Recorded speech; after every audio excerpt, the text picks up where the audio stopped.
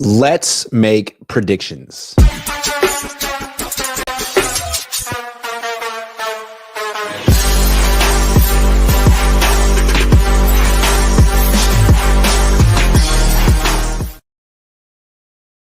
What's up? Good morning, good afternoon if you're on the East Coast. Welcome to the Cohn Phone. I'll be here for the next hour taking your calls. The subject of today's Cohn Phone is bold predictions. As you know, if you're a Cohn Phone vet, you can call in and talk about whatever you want. It doesn't even have to be the 49ers. I'm just lonely. When I was a kid, 2 years old, maybe 3, maybe 4, I used to just pick up the phone, dial numbers, see who would answer and talk. And then eventually, they would call back and my parents would answer and they say, hey, your 3-year-old kid is dialing random people and talking. But I thought it was harmless at the time. It's kind of what this show is, a grown-up version of that. So you just click the link, call in. I'll start with the bold predictions. I'm thinking you guys are going to be feeling positive, good about where this team is going. I mean, after all, they just extended Brock Purdy. He's top 10 quarterback, right? Plus they have George Kittle. He's an incredible player. Fred Warner. I mean, the core of this team is intact, right? And they have youth. They have a core, and they have youth, and they have a coach, and they have a defensive coordinator. Oh my God.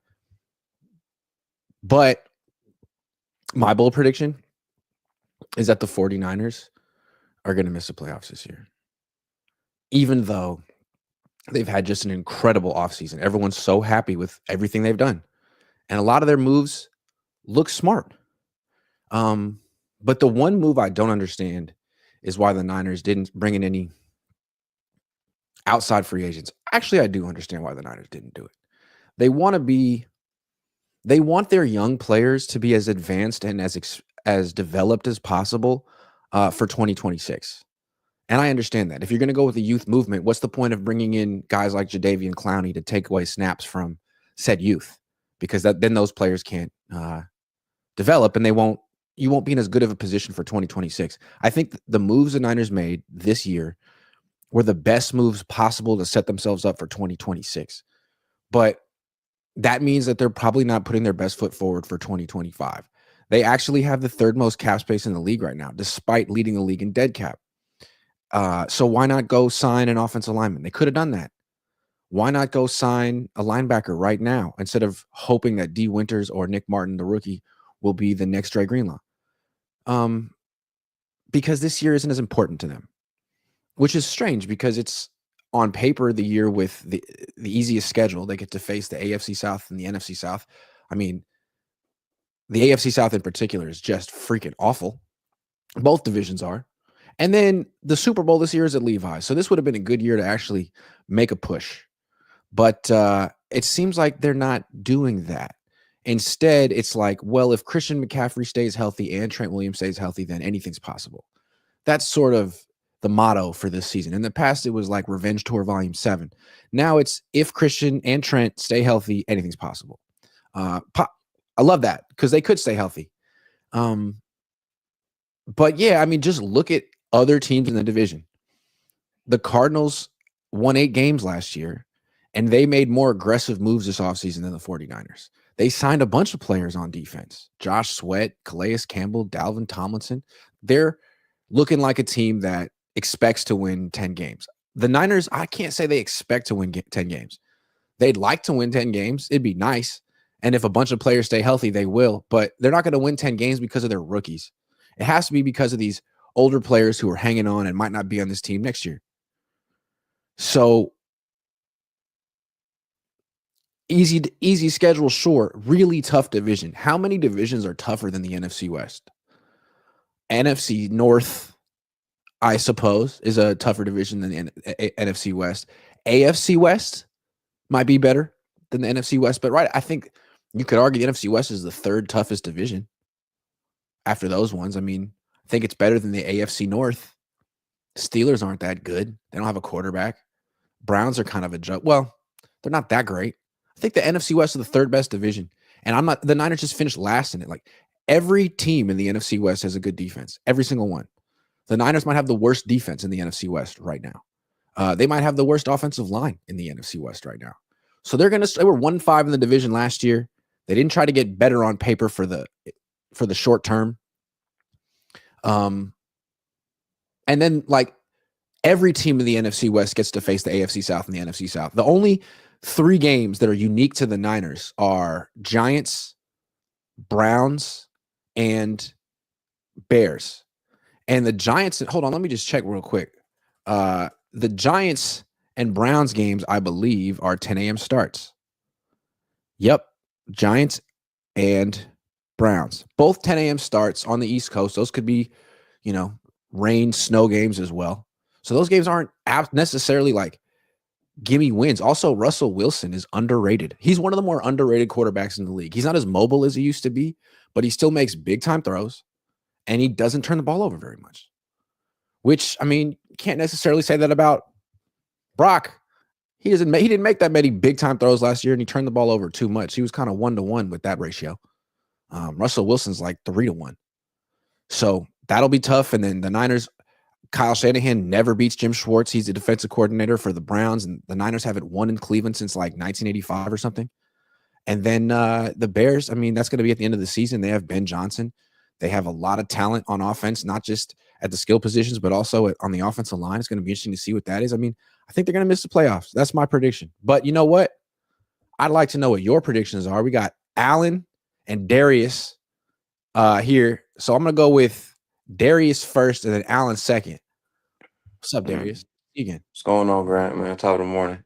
How you doing? I'm doing good. Before I go, I want to elaborate last week, all right, because I got cooked in the comments. All right. They called me a Cohn sexual. Cool. I'll take that. I'll take that. Because I said I love you, Grant. But what I meant to say was I love what you do. I don't know you personally to say I love you, but I do All right. love what you do. I You know what I'm appreciate that. saying? That's why, and I think we all love what you do. That's why we show up every day. You know what I mean? Tapping in. But Thank you.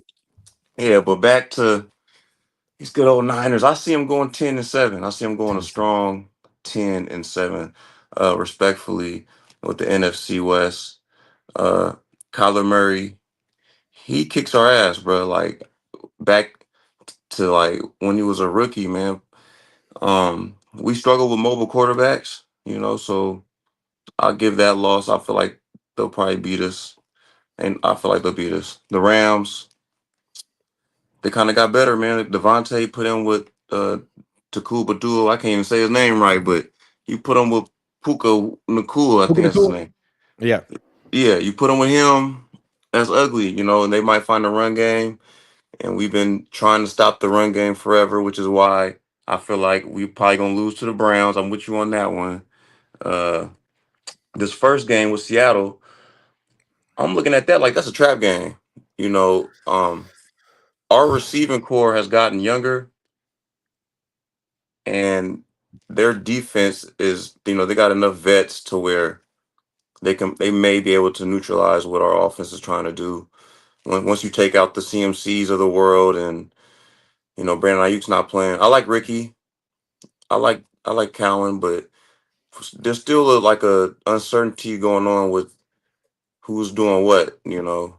Um, and I like I our mean, the thing talent, with but Ricky, like he's had 100-yard game in his career, so it's kind of scary. Now he might end up being a really explosive deep threat for the Niners, but it's hard to know what he's going to be and if he's even going to be like durable.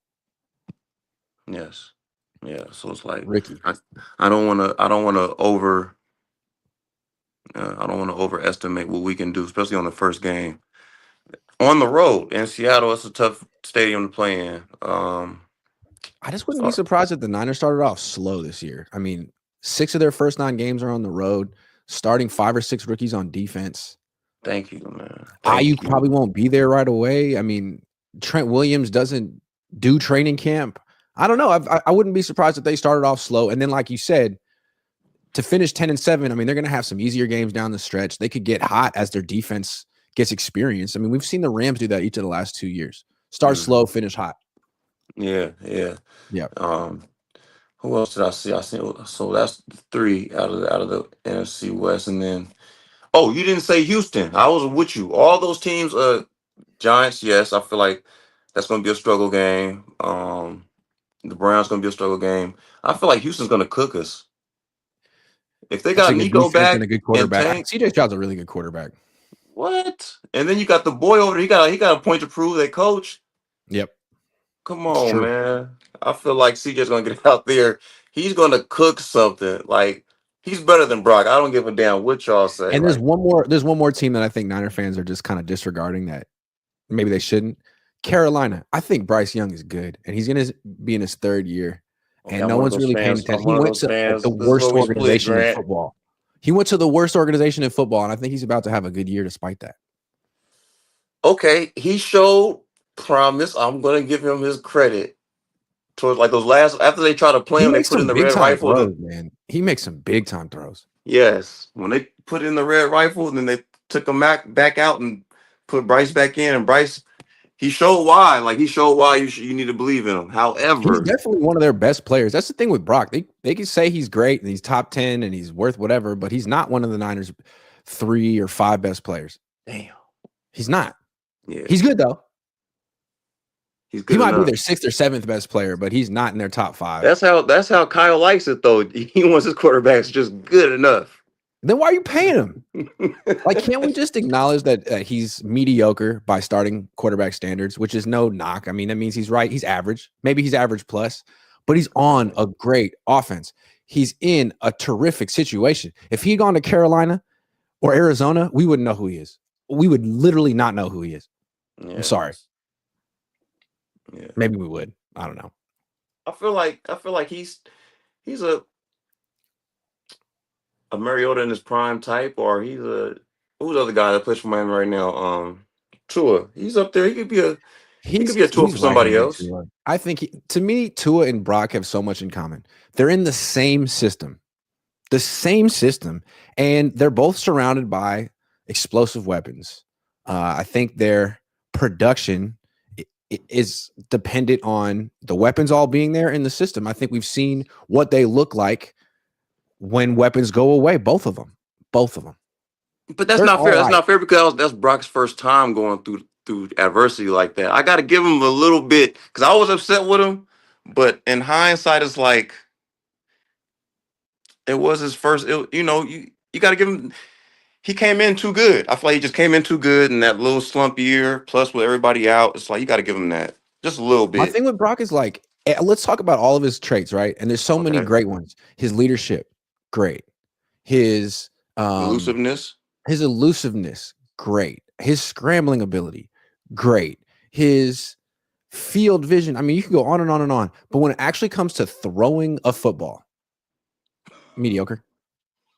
No offense. I mean, you can name 10 qualities that are off the Yeah, charts. that's my Actually same gripe. throwing that Yes, ball, man. yes. Mediocre. He doesn't throw it deep very well. He doesn't throw it outside the numbers very well. He doesn't have a lot of velocity inside the pocket. Doesn't have a lot of height, so he can't necessarily see as much as taller quarterback. Like, but everything else is great though.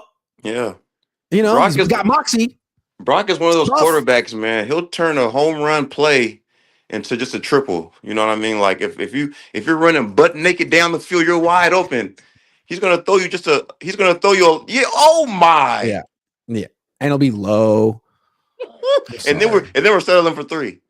Those Yeah. days I do hate it. I ain't gonna lie, but And I hopefully think he's what's in going the to be gym. tough He's is he like keep, every more year and he keeps more. getting bigger. Why is he getting bigger, not throwing the ball harder? Pause.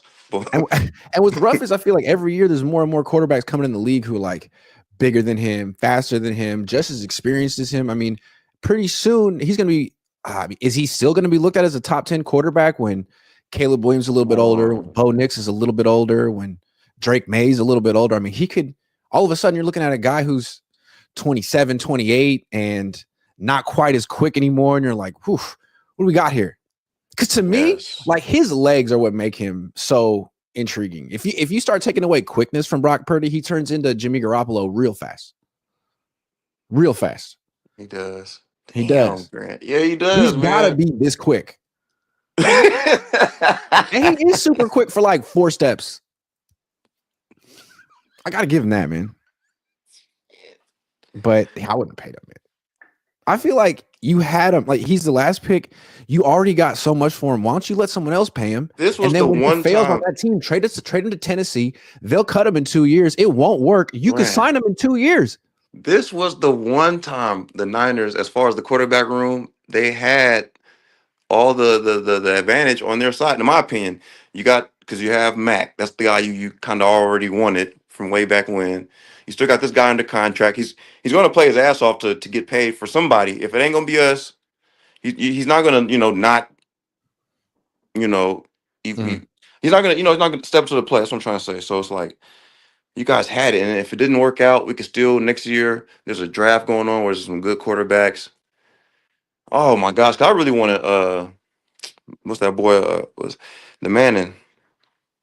Oh my Arch god, Manning, he I might like stay in him. college for a couple of years. Hard to say because I don't Yeah, know. I mean, you can make more money in college. that's You can make true. a ton. I think no limit to the amount of money you can make in college. That's getting ridiculous. They grabbing kids out of high school, man. They grabbing them straight out, Yeah, offering a check, man. That's getting yeah. ridiculous.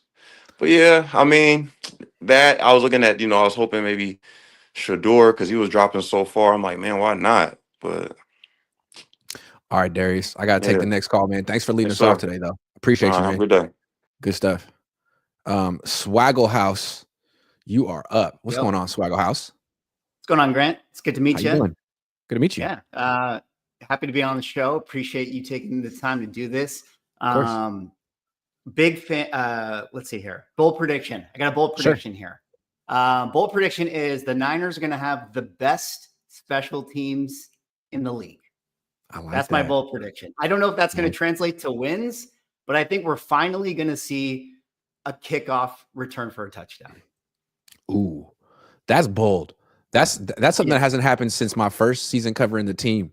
That was back. I mean, Obama was in White House back then, man. Like that. Those were simpler times. Years ago. A lot Simpler of less times. gray hairs in my beard. Yeah, absolutely, man. Whew. Yeah. All right, I like that. Special teams. That'll be exciting. Hey, they might make the playoffs, but you know what? Just wait until they punt the ball or return one. Sorry, I didn't mean to get snarky. I'm excited about this season. I think they could be really good. Could be. Yeah.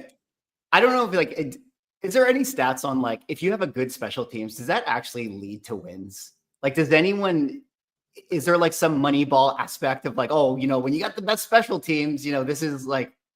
No, but I think bad special teams correlates to losing. I think that's the problem.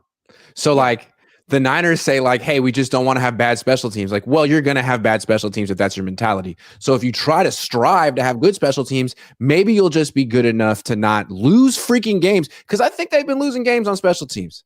You don't want to lose games on special teams. And they have been. You don't win many. His name is Jake Moody. I mean, his name is Jake Moody. And you know what? He's still on the team. What if he has a bounce back year? What if that's the bold prediction? Is there a kicker award? What if he wins best kicker this year? Comeback player of the year. Yeah. That would be pretty cool. I don't see it happening though. But it would be really interesting because to me, his issues are mental. Maybe he just locks in and finds, maybe he needed ayahuasca. Maybe he needs to hang out with Aaron Rodgers. Who knows? Yeah. The spiritual journey, But he's just got the yips. He needs to watch Tin Cup. Have you seen Tin Cup? I have. Yeah, it's a great movie. Yeah, he needs to watch Tin Cup. He needs to just take the change out of his left pocket, put it in his right pocket, take his hat, spin it around. He'll be all right. Yeah. Shock the system. Absolutely. I mean, so yeah, that's kind of all I got for you, Grant. I mean, I don't know whether bold predictions. I don't know. Give me something for Brock. I think the Niners are going to be okay. Give me something for Brock. Are we getting 2024 Brock? Are we getting 2023 Brock? What are we expecting here? I think you're getting somewhere in the middle. I mean, the hope is that last year's Brock is his floor. That's the hope.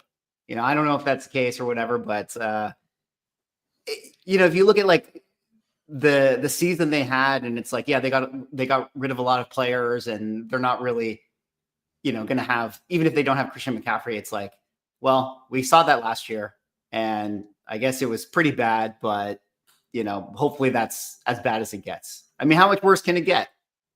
I don't want to. I feel like if you go back and look at his numbers, though, like ever since that game against the Ravens on Christmas, and that was supposed to be his coronation as the MVP. If he won that game, he would have been the MVP that year. But not only did he lose, he threw 4 picks, or was it 5? I forget. It was a lot. It was embarrassing. Ever since that game, he hasn't quite been the like dominant Brock. Like even in the playoffs when he was winning, his numbers were okay. They weren't Jimmy Garoppolo bad, but they were like okay. So that's why I wonder, like, is the book out on him? Have good defensive coordinators studied him enough and gotten enough tape and seen enough tendencies to say, like, well, we're going to take away XYZ and let's see if you can beat us another way. That's what I'm worried about. Yeah, I think that's a really good point because I do think that it was that game and moving on where maybe it's Kyle, maybe it's Brock or whoever, but they started drinking their own Kool-Aid.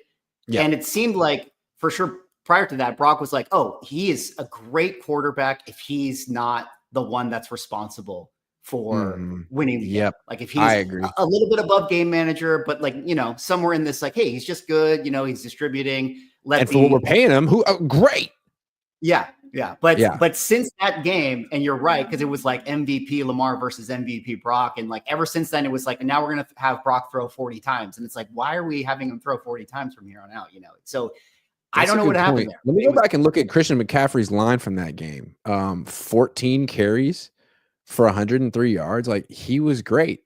They didn't really stop him.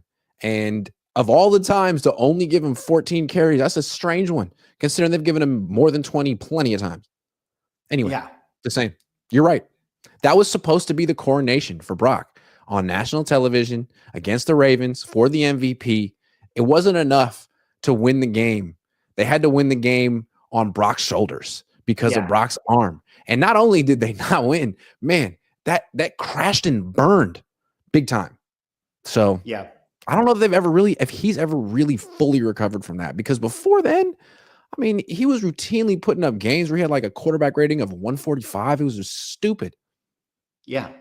Anyway, I don't know. It seemed like it was pretty clear what the game plan was when he was playing, and I don't know why they decided to turn him. I mean, it seems to me like we know that he kind of from the pocket, since he's smaller, he throws blind sometimes. He'll say it. He will throw two spots, which I guess the best quarterbacks do. Otherwise, you'll never complete anything. You got to throw with anticipation. So you're throwing blind to spots.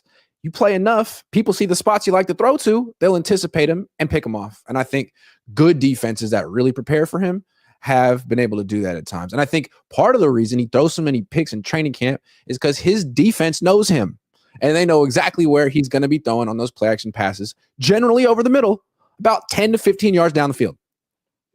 Yeah.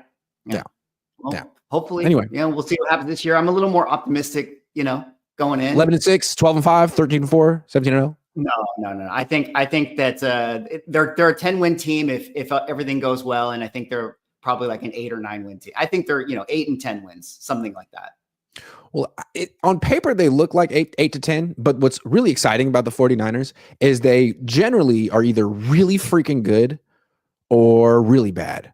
So I think one of the two is going to happen this year. I mean, either they're going to, the rookies are going to grow up quick, Christian and Trent are going to stay healthy, and they're going to go back to the NFC Championship game, or they're going to miss playoffs again. I can't wait. I just can't wait. Swaggle House. Yeah, it's going to be good. It's going to be good. All right. Have a good one. Yeah. There's something kind of glorious about when the wheels fall off. It's like, oh, wow. Oh, it's exploding. Oh, it's on fire. Wow. I mean, it's not good, but it's also, you can't take your eyes off it. All right, MR, you could be next on the show if you turn your camera on and I can look at you. All right, you seem like a normal person with a face. What's up, dude? How you doing? I'm good. How are you, Grant? I'm great, man. Thanks for calling in. You too. Guess the bold prediction I want to make is I want to go over the Niners schedule and kind of give my viewpoint on how I think some of the games are going to go. Hit me. Okay, so week 1 at the Seahawks, I have us winning, and the reason I do is because I think it's the first game for like Sam Darnold, Cooper Kupp, and we've had a good track record winning in Seattle, so I have us winning that one. Okay. Week 2, we have the Saints in New Orleans. The Saints are going to be one of the worst teams. If they lose to the freaking Saints, they should just shut it down. I know. You're right. They got to win that game. Week 3, we have the Cardinals. This is where I have the first loss in the home opener, and the reason is I think we'll split with Arizona, but I I think after 2 wins, I think maybe we have our first L here. We bounced back and beat Jacksonville. Yeah. On a short week, I think the Rams, it's just gonna be. I think it's gonna be too much on a Thursday night. I think we'll be able to compete with them, but I have us losing that game. 3-2. And I have us losing to Tampa, and the only reason is because like we barely beat them when Tampa was without like Mike Evans and Chris Godwin. So I think True. this time they get us So we're 3-3 at this point. 3-3. Okay. Here's where, unfortunately for Niner fans, I think the wheels start to fall off. So I think we'll beat the Falcons on Sunday night at home. We'll be 4-3. Okay. But we lose to the Texans because I think D'Amico Ryans is better than Kyle Shanahan. The Texans are just a better team right now. Stroud's better than Purdy, perhaps. Yeah. I think they're. I don't want to put words in your mouth, MR. That was me. That was me editorializing on your point. You're doing a great job, by the way. Yeah, I mean, I think they're in like the same tier. Sure. Fair enough. Kind of. I mean, I'd take Stroud, but fair enough. I think that his season wasn't great last year. That's true. Yeah. Neither one. Yeah. So then we have the Giants, and this is where I think Niner fans are going to be like, "What the hell are you doing?" But I actually have us losing this game, and the reason is because Russell Wilson has our number. I'm just not going to go against history. And that MetLife turf is really bad. So that's a great point, and it's in the Niners' head too. Like they're like 2020, week 2 at the Jets. Correct. Nick Bosa tears his ACL, right? Right. So unfortunately, also Jimmy went down that game as well. I believe it was Jimmy did. Yeah, the high ankle. They played their back-to-back weeks, right? Giants and Jets. I'm sorry, it's been a while. Yeah, that's right. Yeah. So we're going from East Coast to West Coast. We have the Rams. I mean, we could split with the Rams, but I think it's just bad timing when we play the Rams both games. So I think we're gonna lose again to the Rams. Jeez. So that means what? They're 4-5 at this point. 4-6. 4-6. Then we got the Cardinals at home. I think we'll win that one. We'll split. Season's on the line here. Yep. Yeah. And Call of Duty's out, so Kyler's struggling at this point. Yeah, I think Kyler's going to be a lot worse in like November, December than. And he's going to be running a lot next year. I wonder if he actually stays healthy. He's kind of small. Good point. Yep. I think we'll beat the Panthers at home. We'll beat the Panthers. That's our 12th game. We're 6-6. Okay.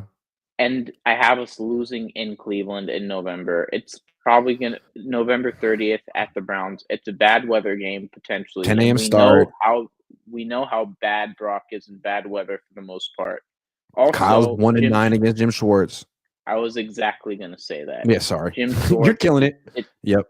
We're coming off a bye. It's going to be, and it's right before a bye. We're playing 13 straight weeks. It's going to be a hard one.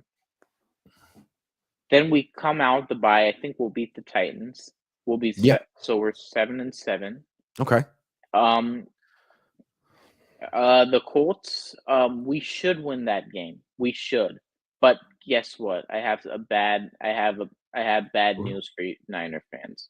We haven't beaten the Colts since 2001. Wow. That's the last time we've beaten them. It's interesting. So I'm just not going to go against history on this one. We should beat them, but I think it's going to be one of those games where Brock Purdy throws a pick in the fourth quarter. I think it's going to it's going to be an interesting test of the Niners' run defense because it's like Anthony Richardson and JT. Yeah, I mean that's a really tough 1-2 punch. I think we are the better team, but it's just something. It's another road game. It's on They're the well road. coached. Then we have the Bears. DeForest Buckner against Ben Barch. Sorry. Yeah. Yeah. Exactly. I mean, I think, and the reason I say we lose this game is because like last year I thought for sure we were going to beat the Vikings and Sam Darnold, and when we lost that game, then I looked closely and I was like, oh, the Niners haven't beaten the Vikings on the road since the 90s. So I'm just kind of using that like logic here. I'm also not giving up on Anthony Richardson. I mean, look at the quarterback who just won the Super Bowl. I still think Anthony Richardson can do a lot of the things that Jalen Hurts does in terms of like running the ball and throwing deep and like hitting the occasional RPO. But maybe I'm wrong. I don't know. I still think there's potential His there with accuracy has a lot of and he turns the ball over way too much. But like, yeah, maybe with a little bit of experience, he'll stop sucking so much. I don't know. His talent. Anyway, after this Colts game, I think the season basically is online. We're 7-8, but I think the issue I have with the Bears is that yes, I think we have to see it to believe it with Chicago, but I think playing them in games late is much worse than playing them early. If we played them early, I would have said we win, but because it's late in the season, I have that as an L. So we go to 7-9, and I think at this point when we play the Seahawks, our season's basically over. We don't have much to play for. It's just going to be, and I think we lose that one because it's like we're 7-9. It's better to just lose and get a better draft pick. Yeah, and we both have them finishing 7-10. I have 7. I actually like your predictions better than mine. I like the way you laid it out week by week. It made a lot of sense. Yeah, they start off 3-1, right? Yeah. And then finish 7-10. I could actually see that happening. And the reason is because I think Kyle's not a good coach. I was never a Kyle Shanahan fan, just like you. I think he's I've called him the biggest failure of all time, or the Buffot, because he's costed us 3 Super Bowls. Yeah, that's his legacy.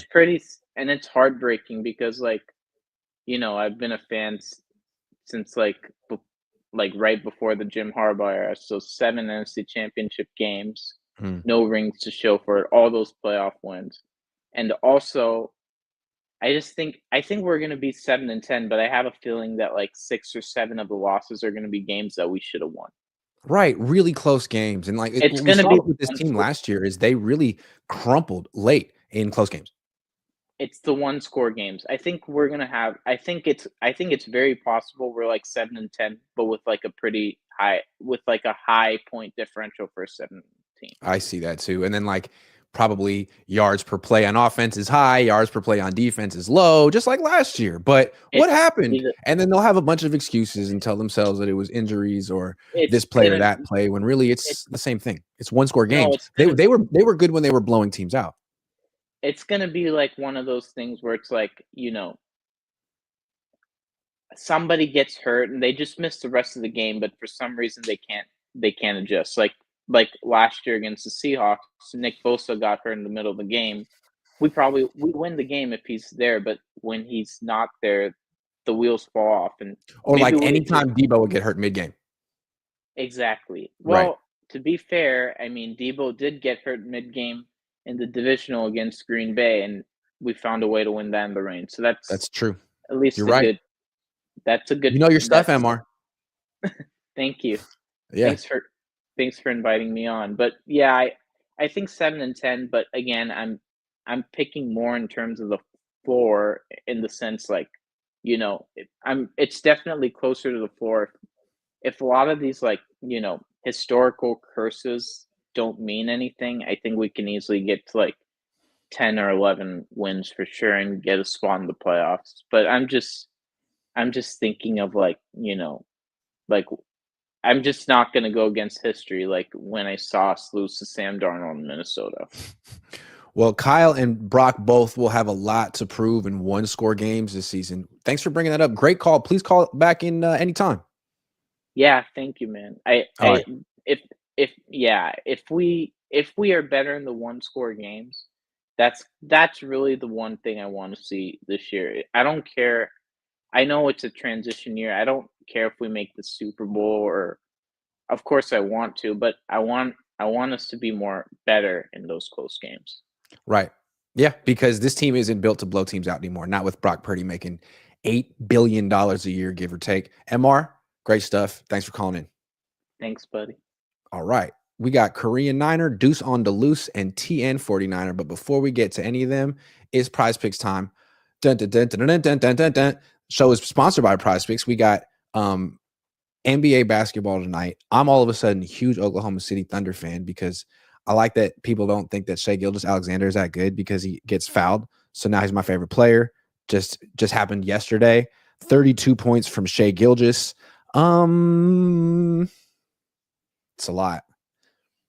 I feel like they're going to stop calling fouls for him later in the series, but early on they're going to keep calling them. So I'm going to say more with the points. Oh, but the free throw attempts is a juicier topic though, right? 10. He hit 14, 15 last few games. I'm going to go with the more. I feel like that's the move. Okay. All right. I hear you on that. I can't get rid of the points and go with the free throw attempts just to be petty. All right. What about Anthony Edwards, who isn't as good as Shai Gilgeous-Alexander, in my opinion? It's just my opinion, though. 28 points. They're going to need him to score more because he's like the whole offense. So I'm going to go more. But now I'm going to start being a hater. I like being a hater. It's where I feel comfortable hating on people. Chet Holmgren at 15.5 points. Absolutely not. Actually, no. Actually, Isaiah Hartenstein, 8 points. No, you're terrible, dude. Hartenstein? No, absolutely not. Rudy Gobert, 6.5. No, you stink. Less. Terrible. Jalen Williams, 20.5 points. No. You're not ready, man. You're just not ready. No, what happened? There it is. Nope. I want to pick. There it is. No. Stop. It's tough. There it is. Picked. Wait a second. I'm not good at pressing things on my phone. There's my lineup. Does it look good? Points, free throw attempts. More, less. That's 3 lesses and 2 more. I think that's a good ratio. Too much positivity around here. I hate that. All right, submitting the lineup. Locking it in. Flexing the play. Download the app. Use promo code Cohn. Play 5, get $50 instantly. All day, every day. Kim says, after getting paid, I don't think Brock understands how hard the poop storm will hit when he blows a game or two. Yeah, he probably doesn't. It's going to happen real fast. Okay, let's get into it. Korean Niner. Good to see you. How you doing, Grant? This is the first time you weren't first. It's incredible. I can't believe it. I was out of town last week, so You got stuff to do, man. it was where I was at had unreliable internet, so I can't call in. Okay. So I will give you a new recommendation when you're back in Wisconsin. All right. So All I'll right. send it to you. Cool. My bold prediction: they're not going to win more than 6 games this season. Oof. With going through the transition year, if they surprise and win more, that'll be great. But I'm just not seeing it. We still have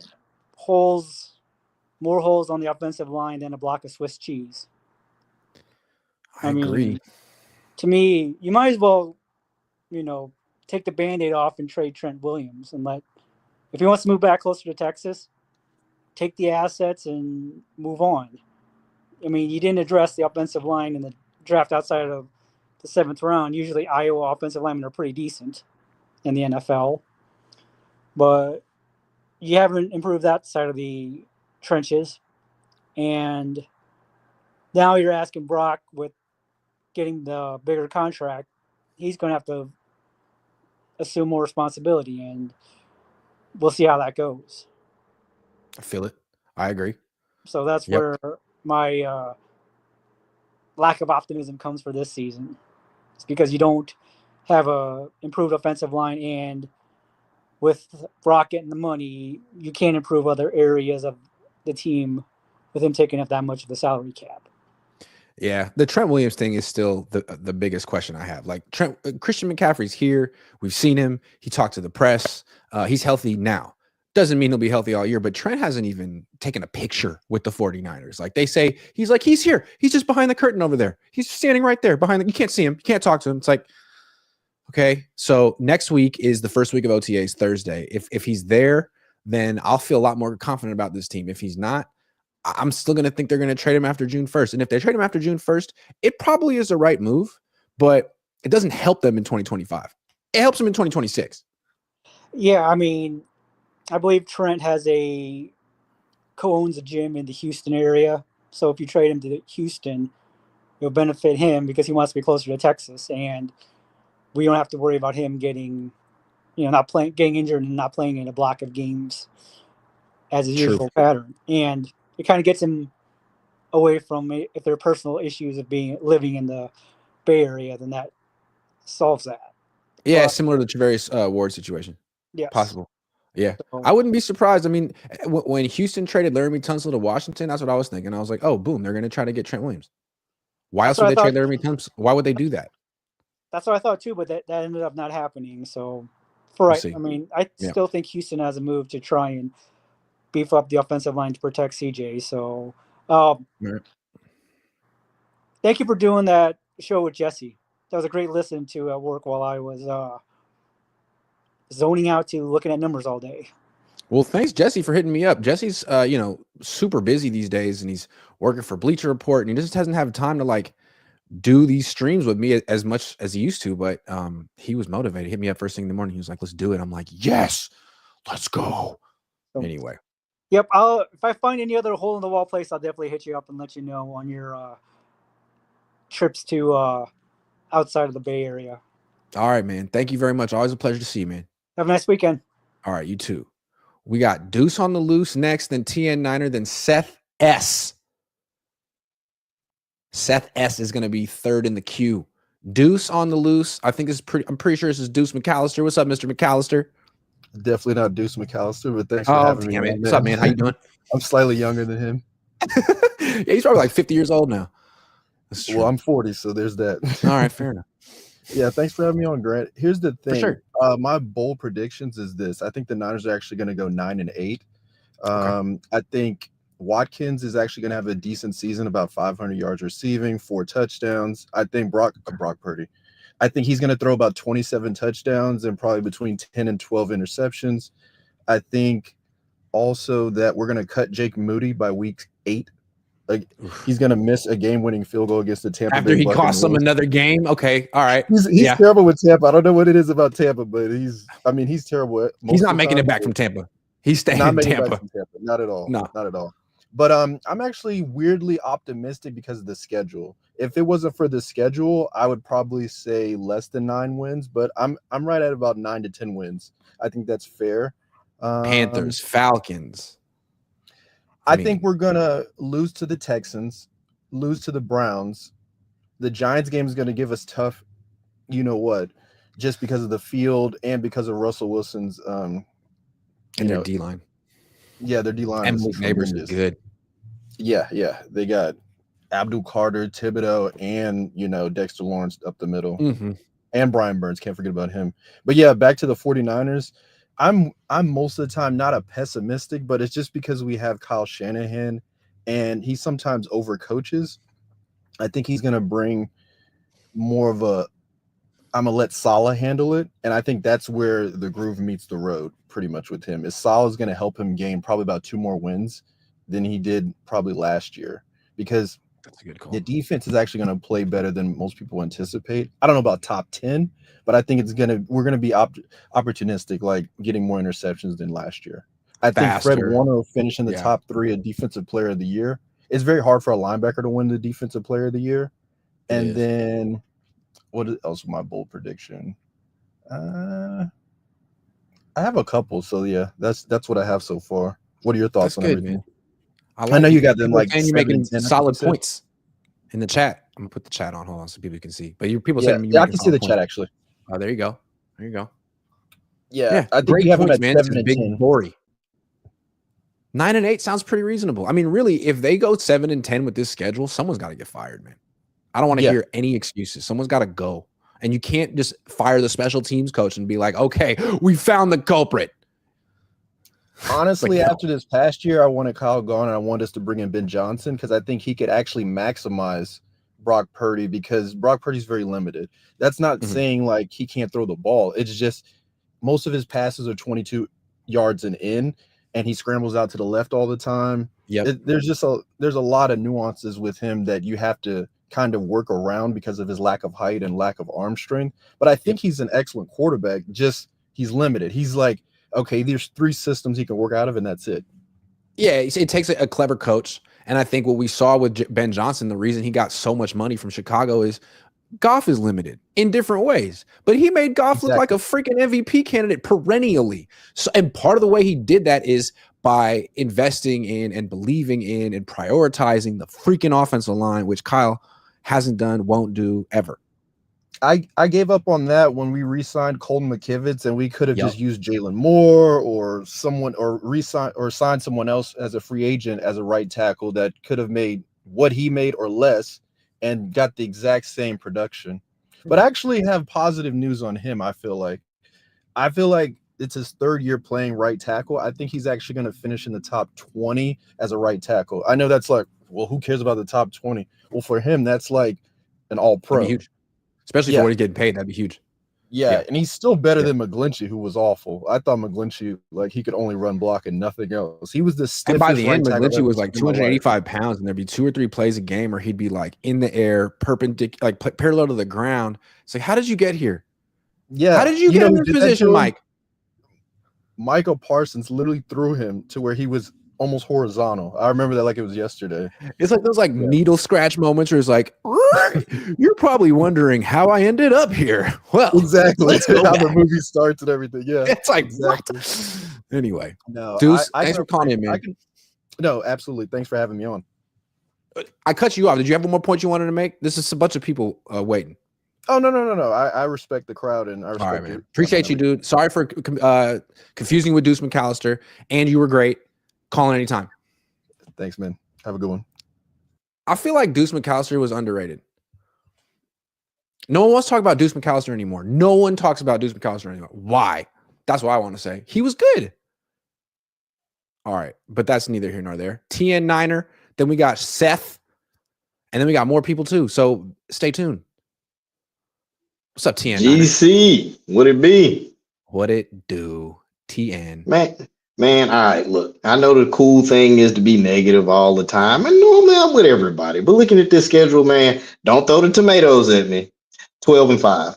I'm gonna tell you why. I'll talk about the five games they're gonna lose. On this show, we're 47 minutes in. So the 5 games they're gonna lose. First game against the Seahawks, because they're gonna be on the road.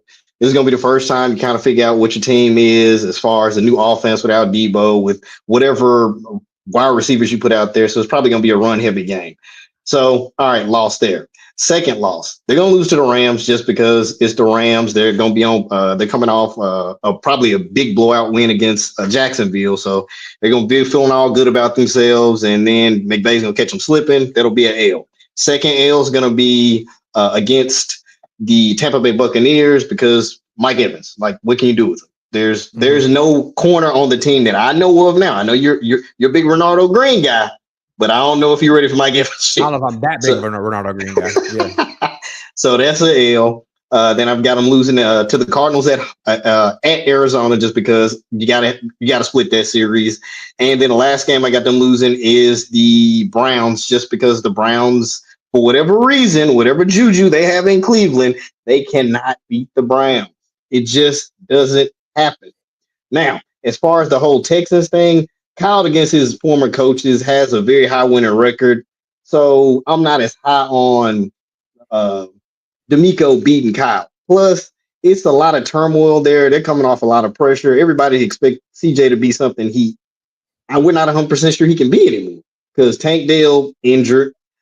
His main receiving threat last year was supposed to be Stephon Diggs. That didn't work out. And look at what happened to their offense. Didn't they wind up firing the offensive coordinator? Wasn't it Clint Kubiak? Who? Clint Kubiak? It was no. Texas. It was Bobby Slowick. I think they kept him. I think they kept him. I thought they fired him. Did they? I don't know. I believe so, because I think they're changing their offense as well. Maybe they did. Maybe they did. I haven't been following them. Hold on. Oh, you're right. No, wait. Yes. Oh, they did fire him. Oh, so now so you lose your offensive coordinator, you losing your best left tackle. Now I will say this: 12 wins is contingent upon Trent Williams showing up. If Trent Williams doesn't show up, all bets off. I would say at best, if we don't have Trent, looking at a 7-win season. Yeah. But a lot of these teams on our schedule aren't really that good. And I'm with you. This is a put up or shut up year. With this schedule, you should win at least 10 games. We can talk all this Giants crap all we want. I don't believe in Russell Wilson anymore. I'm not scared of him anymore. The last time they played the Giants, they ran him off the field. And we don't really know what Abdul Carter is. Malik Neighbors is nice, but Dayball's not looking like the same guy he was without Josh Allen. And I mean, let's face it, Josh Allen ain't even looking like the same guy he was without Brian Dayball. So I think we got a better chance of making the playoffs than a lot of people do. And the Bears are gonna have to show it to me. They got to prove it to me. I don't believe in their offense. As far as Ben Johnson, I like him as the hire there, but as much as we put him on that pedestal, you got to look at what the Lions had. You had a first round receiver in Jamison Williams, a first round running back in Jahmyr Gibbs, a first round tight end in Jake LaPorta. It was pretty much it was kind of like 49ers in Detroit. You had a limited quarterback surrounded by a bunch of really awesome weapons. And you had an offensive coordinator who knew how to use them. But that was the same offensive coordinator that lost to us when they had us down with like 2 or 3 touchdowns. So That's true. That's true. So I think again, it's all contingent upon Trent being healthy. I think we can go 12-5. That's my bold prediction. It might sound crazy, but I think it's more feasible. Again, I think they should be probably expected to make the playoffs given this schedule. And if they miss the playoffs, someone needs to get fired. TM49, 100%. calling in. Appreciate it, bro. Good to see you, man. All right. Seth, you're up next. Then we got Rick D. We got Sean. What's up, Seth? What's up, dude? How are you? Good to see you again, man. Good to see you again, bro. So I got to tell you, I got to give you your flowers, right? You called it. You had a source. He was right. So all kudos to you, my friend. That was incredible reporting, and you nailed it. I don't often have sources, but when I do, they're right some of the time. Yeah, bro. I know you called it. Thanks, man. I just want to give a special shout out real quick to we diss on him all the time, but Parag Marate, bro, has to give a little credit here, right? I mean, not only do we have the most deadest cap space in the NFL, we have the third most. And we paid Brock, right? So I don't understand how more teams aren't doing this, to be honest, to where it seems like the Niners are always in cap contention, if that makes sense. They can always make a move as the season progresses and goes along. That's true. So I got to give Parag a shout out, bro, honestly. He's incredible cap guru or whatever you want to call him. So no wonder why the Yorks keep him around, dude. He saves him a ton of money. You know what I mean? He's not quite Howie Roseman, but it seems like he created a contract that's a lot like Jalen Hurts' contract. I mean, it's similar with the low cap hits early on. Yeah, for sure, bro. 100%. Yeah. Are you there? Lost you. Yeah, I'm here. You got me? Did I lose you, Seth? Are you here? Yeah, are you there? Okay. Yeah, I'm sorry, bro. I'm traveling right now. I'm pulled over, but I don't have the greatest service anyways. Okay. No, listen, dude. This is a shut up or put up year, right? With the way the schedule is, we should go 12-5.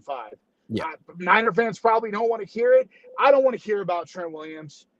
Listen, he's a great left tackle, dude. Like we talked about last time I called in, that one of the best left tackles in the game. This all revolves around Christian McCaffrey. If he stays healthy, who knows? I'll tell you one thing. They're going to run the dust off his ankles, dude. I mean, they've already pretty much said it. I'm expecting him to get hurt. Yeah, they're going to run him till the wheels fall off. As they should. They've already paid him. Why not, right? As far as Brock, bro, he's going to be 2023 Brock. I just think the way the schedule –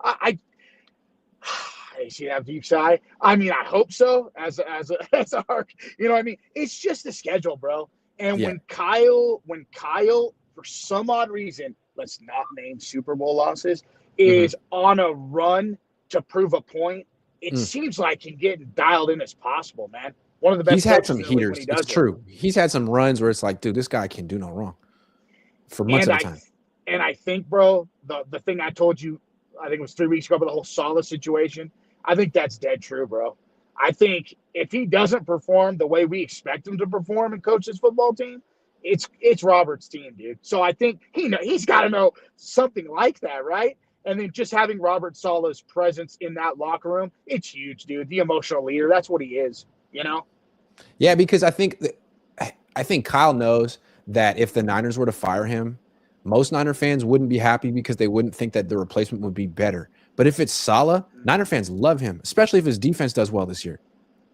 Yeah, that's it to me, bro. I just think that Kyle knows this is his last year to basically prove it, or it's time to move on, you know? And I think the Yorks know that. I do find it interesting, and I know, listen, we both said, you said your last chats with Jesse was very interesting. Great show, by the way. It's the fact that they can get out of it in 2 years. But I do find it kind of ironic that, and you said this, and it's true, that Brock is more tied to this football team than Kyle is and John is. So what does that tell you, right? They could have lined those contracts up, gave him a 3-year extension along with Kyle and been on their way if something went something went wrong. But I don't know. I like it all around, dude. There is minus injury, which is bound to happen to every team. There's no excuse, dude. I'm going to tell you, they should, and this is probably my bold prediction, they should be in the NFC, the number 1 seed, and running through Levi's. Truly, right? In my opinion, it's just how weak the schedule is, you know? I mean, come on, dude. And it seems like whenever this team is motivated to get it done, they do. I mean, again, minus Super Bowl. They have. You feel me? Not all the way, but yeah, that's true. Yeah. I mean, think about it, dude. What's more motivation to be able to come in every day knowing you could host the Super Bowl at your own place? Yeah. I'd have to look up the stats on this or the Super Bowls, but has that ever been done? Where I don't know. I think. Oh yes. I think that's the only time. 2020. Okay. Yeah. So we Brady. schedule. Yep. Right. Oh, that's right. You're right. We schedule time for it all online, bro. I think there's no excuse, man. Personally. I'd freaking love it, man. I love covering the playoffs. Come on. I love it, dude. Love it. Hey, keep up the good work, bro. Nice to Seth. see you. Good stuff, dude. Thanks, Take care. bro. Good stuff. Ashley says, Grant, did you earn any prize recently? Maybe because you completed some challenge? Yeah.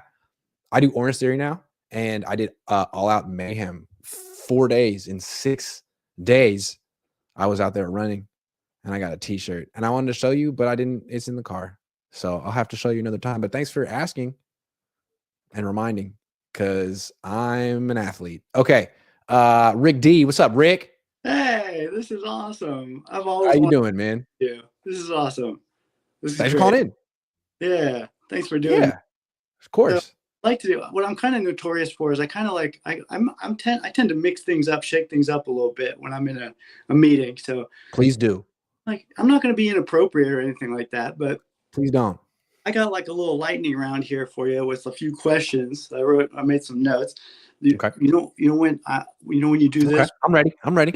nonverbal communication, you know what this means? What? This means I'm not sure how I feel about this. Well, it's a lightning round. It's going to be interesting. I'm up for it. I know. Let's see what you got. I know. Okay, so they're easy. I'm going to start with the layup. All right, here's the layup. Okay. So as a reporter, there's like a different type of question, or there's a different way of reporting. There's I think this is my opinion about something. I think this, I think that. And then there's a different thing where it's like, these are the facts. Sure. This is a fact. So what's the name for that this is my opinion about something? There's got to be a term for that. An opinion? Is it just called an opinion versus, I don't know, facts, like reporting facts versus opinions? Is that all it is? I would have to say, yeah. That's pretty much how you would say it. Yeah. Okay. So because I think that I'm noticing that there's a lot of coverage where it's a lot of I'm thinking this, I'm thinking that, I think this, and hours are spent on YouTube videos with that kind of content. And sure, there's value in it, and but I think I'm noticing that there's like an imbalance, a strong imbalance where it's a lot more of that and a lot less of the fact, right? And so it kind of leads me into the next thing here.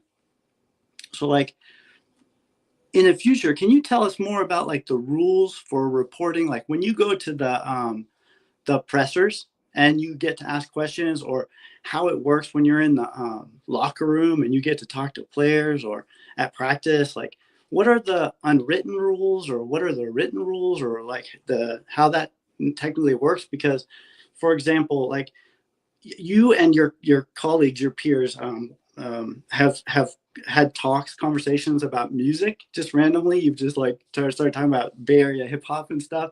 I went to E40 came and rapped at my friend's bar mitzvah in the Bay Area when I grew up.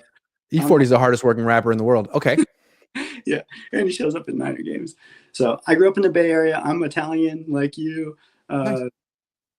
and so could you just get creative with the coach or with the players and sort of ask them more questions that are random like that, like just for fun, just to like to get to know people and ask them about what kind of music they like and stuff like that, and then Absolutely. report to us because I'd be curious like what they like to listen to and stuff. Yeah, I'll do a better job this year in the locker room of getting to know the players Yeah. outside of football and letting you know what they're like. Yeah. Sure. All right. And then maybe let's see. Okay, here's a random one, real layup, nothing to be scared of. Do you collect football cards? No, I did collect baseball cards as a kid, and I spent all of my bar mitzvah money on baseball cards. I did that. It was a mistake. I still have them though. They're not really worth anything. Cool. So you want to see? I got 2 cards here to show you real quick. Maybe this is a Brock Purdy rookie. I don't know if you can see it. Oh my goodness, Brock Purdy rookie. This is a graded Brock Purdy rookie, and it says My about goodness. the day that he broke some records out. December 24th, 2022, when he came out in the playoffs and did his thing. This is a TO that he autographed, and TO, it says that on Jerry Rice's last game, the fans came out expecting to see Jerry Rice, go out in style, but instead TO broke the record for the most catches in a game, like 22 receptions in a game or something, and he autographed that one. And here's a little Puka Nakua, if you think. Oh, nice. You're a collector. Look at that. Sure. So that's it. I'll wrap up. But what part of Italy is your family from? Your mom's side? Luca. So northern. Okay. Northern Italy. Okay. Not all the way in the Alps, but you mind this weird approach where I didn't even ask you to talk about football? Was this okay? It was great. Thank you, Rick. Right on. All right, Rick. Take care. Bye. Sean, you are the last caller of the day. You better fucking be good. I'm just kidding. Good to see you, Sean. How are you? Hey, I'm in North Dakota. You ever know anybody I haven't from been to North Dakota yet, but I intend to go soon. It's not My worth it. grandfather, who's also named Grant, was from South Dakota. That's the better Dakota. I grew up in Glen Park, so I don't know how I ended up here, but all right. Yeah. I just want to ask, what do you think about Brock Purdy compared to CJ Stroud? You think it's close, or I know CJ Stroud definitely has the better physical tools, but I think the performances the last 2 seasons have been a lot more similar than people want to admit. Fair, because they both had great years in 2023 and they both kind of regressed, at least statistically, in 2024. I see what you mean. I guess the difference for me is like, how many wins? What was Houston before Stroud got there? They were pretty bad. They were the I worst. don't remember. They were the worst, or second worst. So I still don't know that Brock can do that. Like he hasn't had a losing season yet. Brock just had one. And he had one sure, his team had injuries, but it's not like the Niners sucked last year. There were still Fred Warner and George Kittle and Nick Bosa for the most part. So I think I would still take CJ Stroud, especially now that he's not getting paid, but that's not what you're asking. I would go with Stroud, but I still think you got a point and they still have a lot to prove this year. Yeah, I mean, it's also, I would say that the systems that both have also kind of shows their winning ability too. Yep.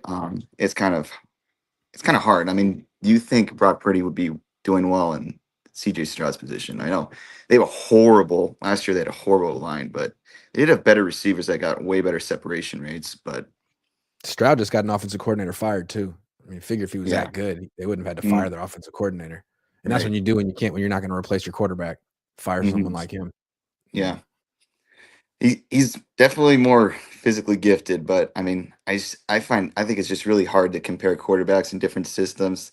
I mean, I don't think there's a subjective take in saying that you can rank quarterbacks top 10 or top 15, because I remember people were talking about Baker Mayfield being he was like a fringe top 15 quarterback, but now he throws 40 touchdowns. Everybody says he's top 10 now. So yeah, that's interesting. I mean, how good is Baker Mayfield really? Like sometimes I feel like he is great tools. a top 5 quarterback in the league. Other time, I'm just like, is he really, or is he just like another one of these Brock Purdy types who's good and gritty and tough, but like essentially just as good as the team around him? We've seen Brock play bad. We've seen Baker play bad. We've seen Baker play good. The difference is the team he's on. Yeah, and then remember Jared Goff when the Rams shipped him off. Everybody thought his career was over. Well, Right. at least I did. But right. now But then he's back. he turned up on a good team, and he's good again. It's like I feel like people acknowledge and understand that quarterbacks are very important. They're very important, but mediocre quarterbacks can be on really good offenses. We see it all the time, even though they're really important. They can still be mediocre and on good offenses. Yeah. Darnold. I'd say there's probably everybody's mediocre except for the top 4. Exactly. Like is Brock is Brock mediocre? Yeah. In a good way. Like mediocre gets you paid in the NFL, but really the only ones who aren't are like 4 guys, maybe 7. Yeah. Maybe 8. Jaden Daniels looks like he's not mediocre, but still, like CJ Stroud looked like that his rookie year and then came right back to mediocre. So we'll see. Yeah. Yeah. Well, that's it. So what's on tap in North Dakota today, man? What's going on in North Dakota? What does an average day in North Dakota consist of? During the summer, it can get to like 105. During the winter, it's -30, -65 with wind chill. So that's where you want to be. Housing prices are through the roof right now because everybody wants to work in the oil fields. Really? Yeah. I mean, so it's expensive to buy a house, and it's really hot in the summer, and it's really cold in the winter. I love it. I love it. I mean, all you do here Club is shoot scene? guns and drink. Shooting guns and drinking. I love that. I just went to college. Actually, I'm here, sold. Expensive real estate, guns, alcohol. You know what? Awful weather. I'm gonna have to think about it. All right, man. Thanks for calling in, Sean. All right, thanks. Bye. Take care. Well, that was a very entertaining episode of the Cohn Phone. Niner fans are a very eclectic group. That is the word of the day, eclectic. Thanks for calling in, everyone. Even Rick, whose energy was A1 today. You can't accuse Rick of not bringing the energy because he did. So anyway, thanks for watching. I'll be back soon. And the Niners have OTAs next week, so stay tuned.